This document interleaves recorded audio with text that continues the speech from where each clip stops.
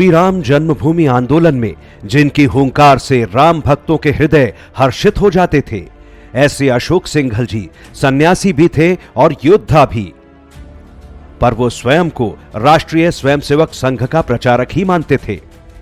जन्म अश्विन कृष्ण पंचमी 27 सितंबर 1926 को आगरा उत्तर प्रदेश में हुआ। 7 भाई और 1 बहन में वे चौथे स्थान पर थे। मूलतः यह परिवार ग्राम बिजौली, जिला अलीगढ़, उत्तर प्रदेश का निवासी था। पिता श्री महावीर जी शासकीय सेवा में उच्च पद पर थे। घर में सन्यासी और विद्वानों के आने के कारण बचपन से ही उनमें हिंदू धर्म के प्रति प्रेम जागृत हुआ। 1942 में प्रयाग में पढ़ते समय प्रोफेसर राजेंद्र सिंह यानी रज्जू भैया ने उन्हें स्वयंसेवक बनाया। बचपन से ही उनकी रुचि शास्त्रीय गायन में रही। संघ के सैकड़ों गीतों की लय उन्होंने बनाई। उन्होंने काशी हिंदू विश्वविद्यालय से धातु विज्ञान में अभियंता की डिग्री ली। 1948 में संघ पर प्रतिबंध लगा तो माननीय अशोक सिंघल सत्याग्रह कर जेल गए। वहां से आकर फिर 1950 में वे प्रचारक बन गए। प्रचारक के नाते गोरखपुर, प्रयाग, सहारनपुर और फिर मुख्यतः कानपुर रहे। संघ के द्वितीय सरसंघ चालक श्री गुरुजी से उनकी बहुत घनिष्ठता थी। कानपुर में उनका संपर्क वेदों के प्रकांड विद्वान श्री रामचंद्र तिवारी से हुआ। अशोक जी अपने जीवन में इन दोनों का विशेष प्रभाव मानते थे। समाज से जो हम मठों तक सिमट गए थे, अशोक सिंघल जी ने हमको फिर से समाज में जो अपना कर्तव्य बोध करा करके और समाज में पहुंचाने का काम, समाज में हम अपने कर्तव्य को निभाकर उनको दिशा प्रेरणा देने का काम, ये हमारा काम था।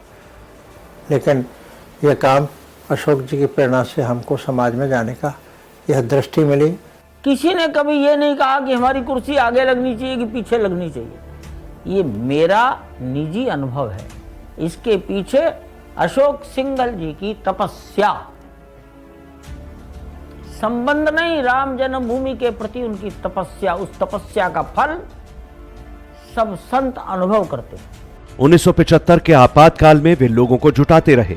1977 में वे दिल्ली प्रांत के प्रांत प्रचारक बने। 1981 में दिल्ली में विराट हिंदू सम्मेलन हुआ।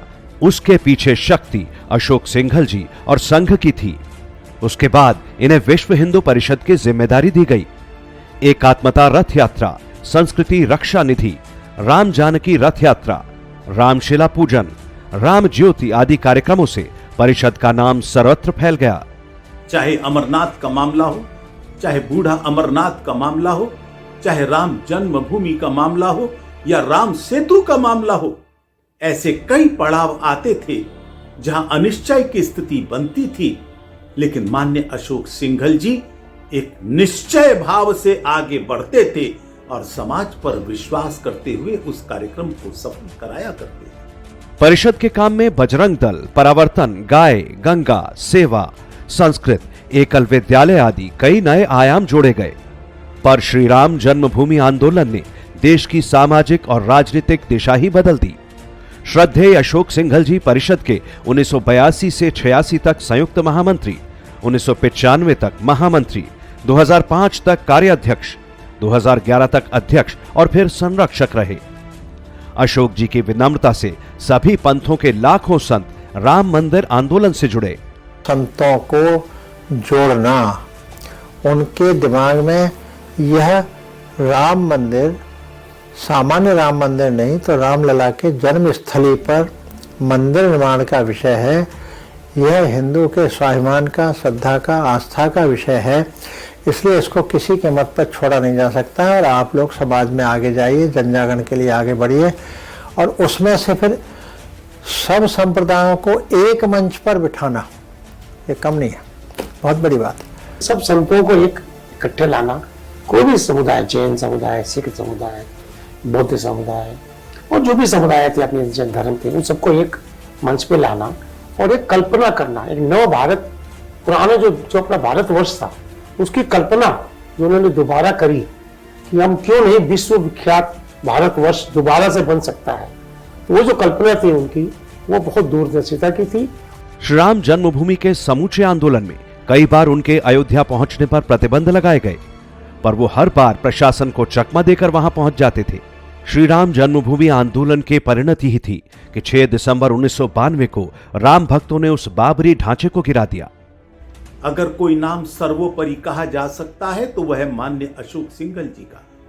उनके कुशल नेतृत्व, अदम्य साहस, दूरदृष्टि, संगठन कौशल्य, दृढ़ निश्चय, इन सब का ही परिणाम था कि आज यह आंदोलन निर्णायक स्थिति पर पहुंच सका है। और अशोक जी के मन में ये था कि एक समय आएगा जब अयोध्या से आवाज उठेगी तो पूरे विश्व को सुनना पड़ेगा। अयोध्या जो तय करेगा विश्व की रूपरेखा कैसी हो, अयोध्या तय करेगा संसार कैसे चलेगा, विश्व कैसे चलेगा, हर दृष्टि से।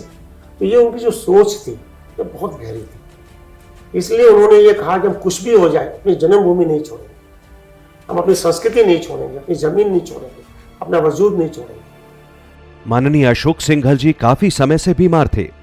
17 नवंबर 2015 को उनकी देह शांत हुई।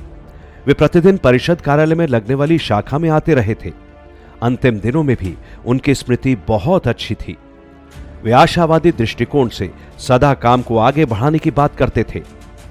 अयोध्या में श्री राम लला का भव्य और दिव्य मंदिर उनके लिए सच्ची श्रद्धांजलि है।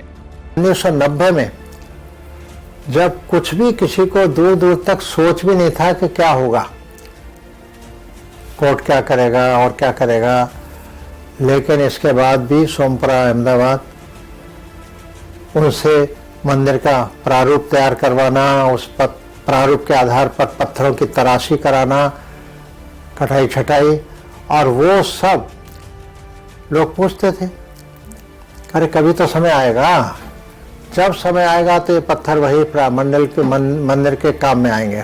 और आज हम देखते हैं कि ये जो 2 साल में मंदिर तैयार हो रहा है तो वो जो 90 से तराशने वाले पत्थर वही सब काम आ रहे हैं। अशोक जी हमारे बीच में नहीं है, लेकिन उनके गुण, उनकी स्मृतियां, ये सब हमारी यादों में शेष हैं। और राम जन्मभूमि पर भव्य मंदिर का निर्माण, यह माननीय अशोक जी के प्रति भी हिंदू समाज की सच्ची श्रद्धांजलि।